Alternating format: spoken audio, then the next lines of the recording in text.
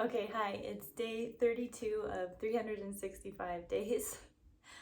I was just talking into the camera for about 5 minutes before I realized I didn't hit record.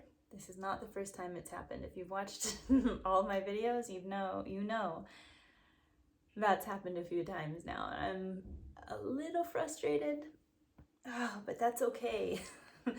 The good thing is I know what I'm gonna say and I can get back into it pretty easily.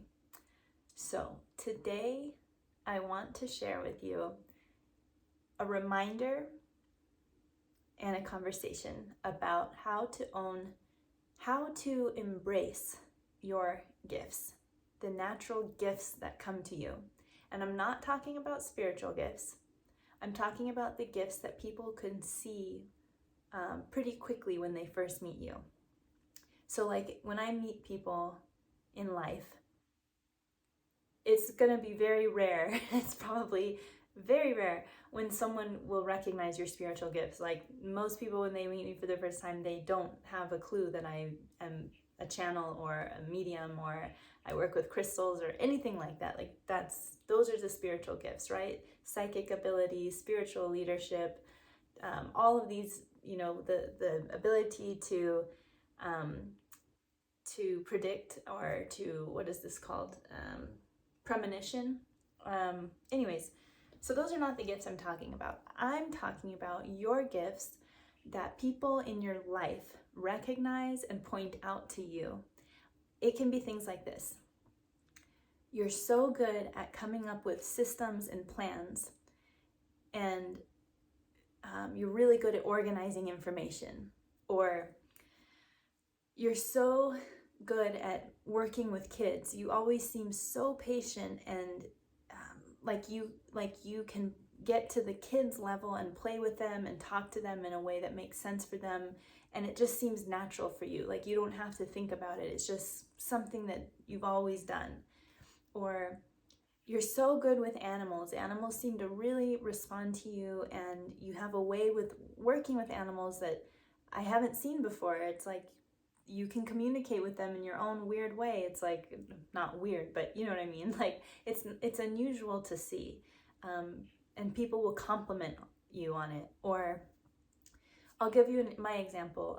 I was just throwing out examples, and here's mine.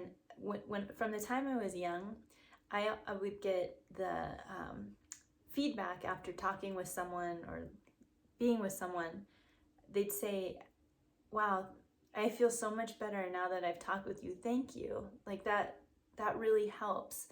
Or they would say, "I've never told this to anyone before. So thank you for hearing that. Thank you for letting me share that with you. I've never told anyone that. Don't tell anyone that, please. Nobody else knows that."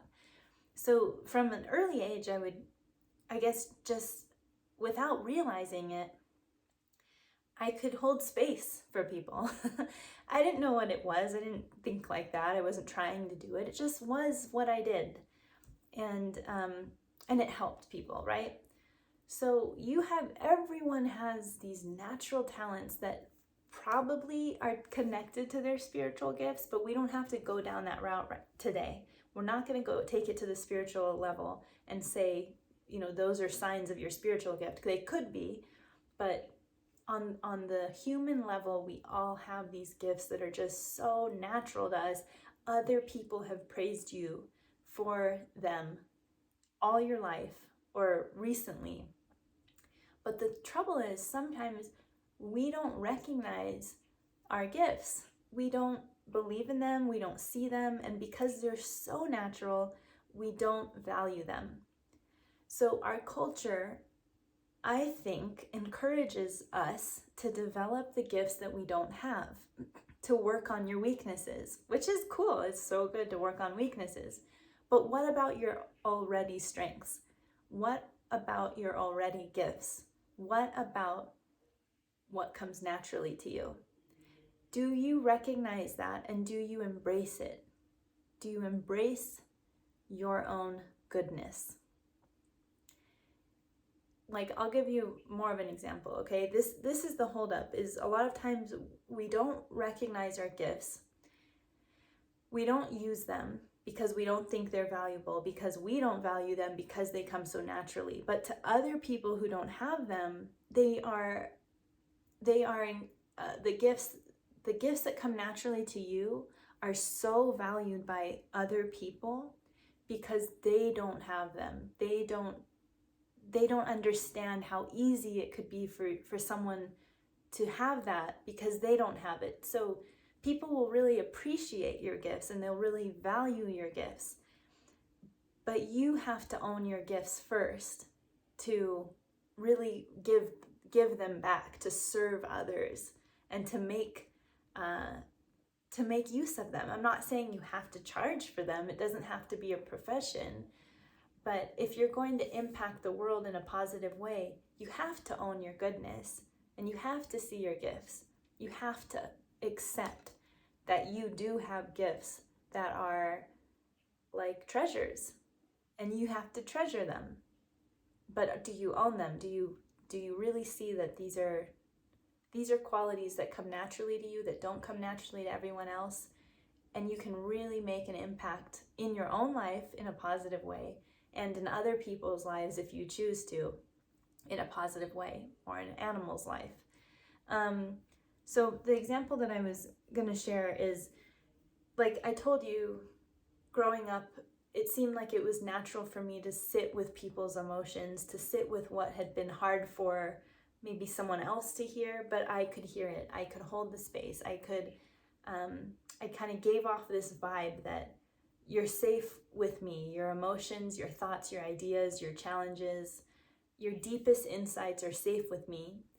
I wasn't trying to do that, but that's the vibe I must have given, right? It was natural for me to hold the space and help someone work through whatever it is they wanted to work through. But when I was transitioning from being a fitness coach to more of a spiritual life coach, and really being conscious about that shift, like this is a change I'm seeing is starting to happen, and I want to allow it to happen, and I want to pursue it. I struggled so much with if I can do that, if I can be a coach, if I can work with people's emotions, if I can work with people's depths, because I didn't own how natural it came to me. So I felt like I had to work at it, I had to prove it, but it had always been there. So I wasn't really owning how natural it was, and that limited me at that time. I wouldn't change it because I feel like, it all happens for a reason. I was challenged for a reason, and I learned how to own the gifts and have more confidence because of that challenge. But what I'm sharing with you today is, if you don't own your gifts, if you don't recognize and see how valuable they are to others and to yourself, then you could be limiting yourself from growing. You could be limiting yourself from helping others. You could be limiting yourself from how you contribute to your own life and into the collective. So this conversation is about owning your gifts. And oftentimes, if you don't know what they are, it's because they're so natural to you that you don't think of them as being gifts. So if that's the case for you, just think about what other people in your life say regularly. What comes up a lot? Do people compliment you on your cooking so much, but you don't think anything of it because cooking is easy? You're like, oh, they're just saying that. No. If people are saying something repeatedly, and they don't even know each other, you're the common denominator. They're saying it over and over because it's true, and because you bring that to anywhere you go. I've always gotten the feedback that I have a grounding, like a grounding effect on someone, that they feel like they can relax or settle in to themselves just by me being me. Well, I didn't embrace that for so long. I just didn't really think it meant anything. But when you get the feedback over and over in all these different ways from all these different people, that's how you can tell what your gifts are. And so your work is to now own the gifts, to embrace them, to say yes. That is something that I do. Why do people always call me when I'm doing these? It's very interesting. Yeah, so I think that's it for today. A short video. I hope it helped, and I'll see you tomorrow for the next YouTube video, whatever it might be. Bye.